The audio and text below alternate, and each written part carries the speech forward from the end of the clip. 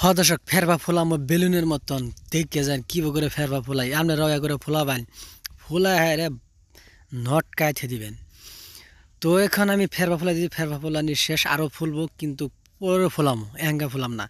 তো হিমন্ত বলে গরু খাবার না করছিল, নিউজ যত নিউজ মধ্যে দেখতেছি যে হিমন্ত গরু খাবার না করছে, গরু কাটানো যাবো না বন্ধ করে।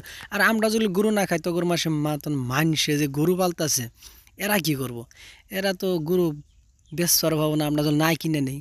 আর তোর কথা শুনেই বা কেরা, হিমন্ত যদি গরু খাওয়া না করে আমরা তো গরু খাওয়া বাদ দিম না। আমার কাছে গরুর স্বাদ লাগে, খুবই স্বাদ লাগে। উড়ি বানায় যদি উড়ি দিয়ে খান যাক খুবই স্বাদ লাগবো, কিন্তু আর যদি সুন্দর করে বানায় যদি আঙ্গরে মানুষে যদি দেন যা একেবারে জিভে টাস টাস করে উঠবো, কিন্তু কুস্তুটা কীরকম দেখতে আঙ্গর কাছে খুবই স্বাদ লাগে।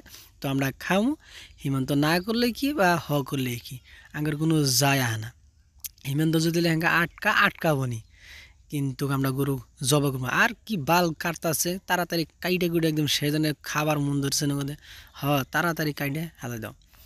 এখন কলা পাতা বিছাইছে যা করছে তাড়াতাড়ি গুস্ত বাগা দেও, তাড়াতাড়ি গুস্ত নিয়ে বাইতে এই বাল চলে ই করতেছে দাঁড় করতেছে। আর কি কাটতাছে আল্লাহ আল্লাহ করে গুস্ত কাটতেছে। কিন্তু হিমন্ত যে একটা রাজনীতি করতেছে এটা তো দর্শক কি হয়ে জানেন না।